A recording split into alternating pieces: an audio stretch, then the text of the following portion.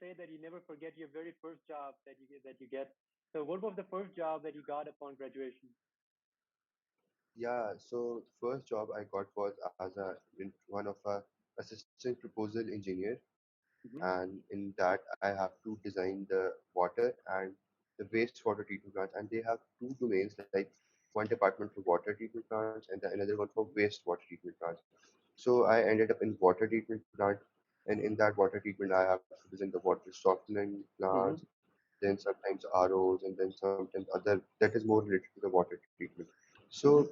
as it was my first job, so it's very hard to, you can say, to Mm-hmm. adjust in the start. Like as you when we all study in universities are very easy to, you can say, to attend. Either if you don't want to come, you can just skip the class, and if you don't Mm-hmm. want to go to university, you can just simply do your any other task. But in job, you have to Mm-hmm. follow their strict times and then their Mm-hmm. timelines, and also they have some load from your management, like we have to Mm-hmm. complete the following XYZ task by today. So Mm-hmm. then you have to, like, also sometimes you have to sit in the office for like many hours just to complete that task, as we have to, you can say, present it to our customers.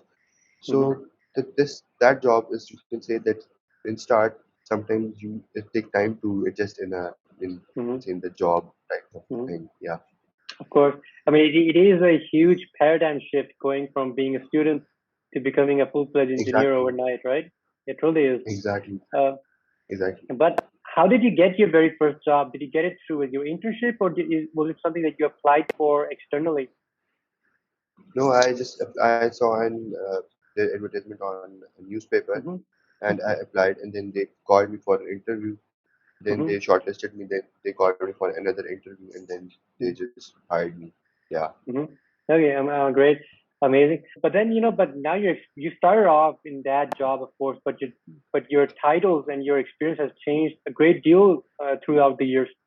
Could you briefly describe the different job titles that you have had as an engineer in the industry? If I was working in the water treatment plants, Mm-hmm. so in as you know that we have also started some water related topics in our engineering Mm-hmm. program. Mm-hmm. So I was well aware. Then I just as we have studied there multiple things like what is Mm-hmm. pH and how to manage the properties. And as we already aware, Mm-hmm. if being a chemical engineer, so I just you can say that it helped me a lot. So Mm-hmm. I don't have any, you can say, if I have the, as internships are literally different and jobs are literally different. So Mm-hmm. I just, you can say, adapt their skills and their things, that how they are working. Mm-hmm. So I don't find that it is a little bit of difficult for me to switch my like career or something like that. Yeah, Okay. Amazing. Because I mean, water treatment is itself process design. So you're working with the same unit operations. So you can really apply the chemical exactly. engineering knowledge.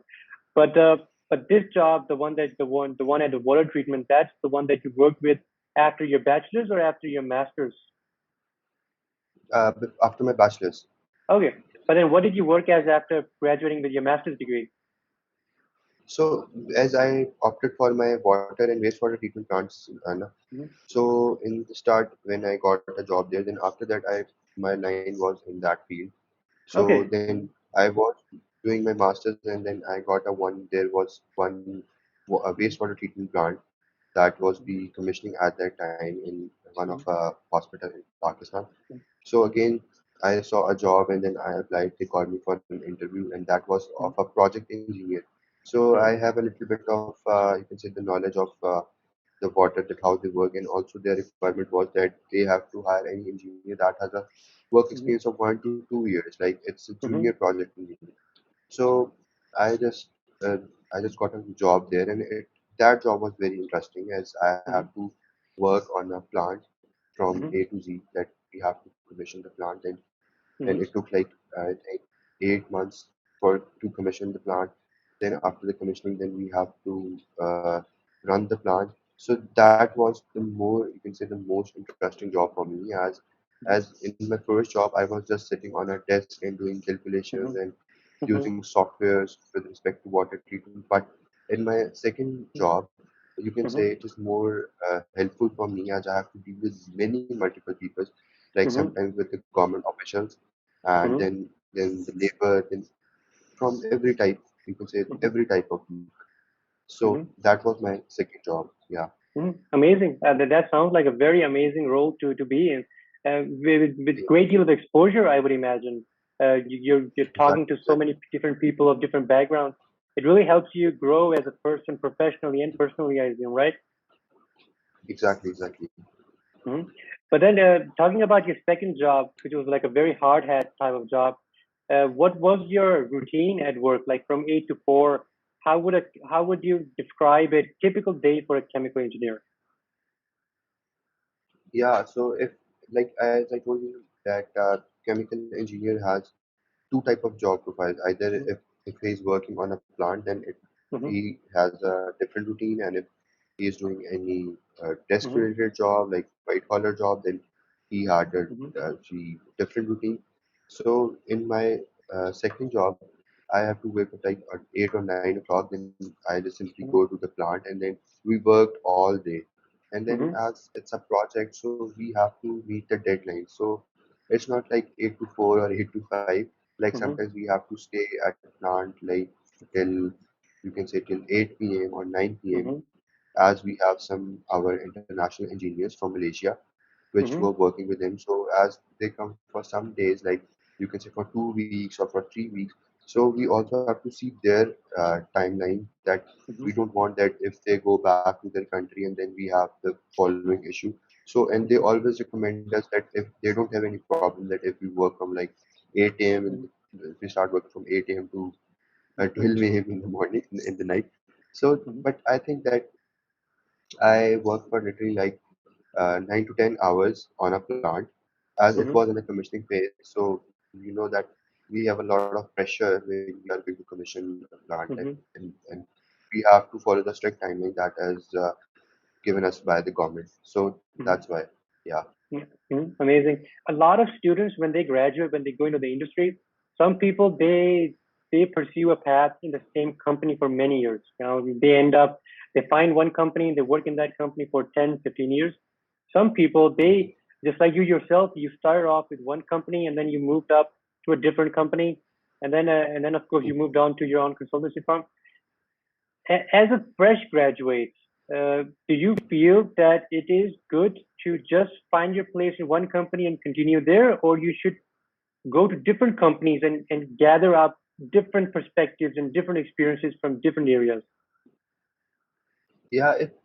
I think that it depends on you, that what you what makes you interest. Mm-hmm. And this is true that many people say that it's a not good approach to change your companies Mm-hmm. after working there for a little time, as it could give a bad impression of your Mm-hmm. skills, that you are not like you are not consistent in your career. But Mm-hmm. if I talk about my case, I got a very interesting opportunity, and it Mm-hmm. always, you can say, it will always help me and always interest me if I want Mm-hmm. to know that I have to go on a plant, and I have to work on the commissioning stuff, and then as you know that in commissioning we cover all the things. Like in Mm-hmm. the design, we are just doing everything on papers, but Mm-hmm. on if you are talking about the field, then it's Mm-hmm. very interesting for me. Like you can just Mm-hmm. simply sitting on a plant and you are just looking at the equipment, you are just making, and you're just doing everything, whatever Mm-hmm. is a perfect job for a chemical engineer. So Mm-hmm. that's why I switched it, and I think uh, after that, it never disappointed me, that, and it was not a bad decision for me to switch a job.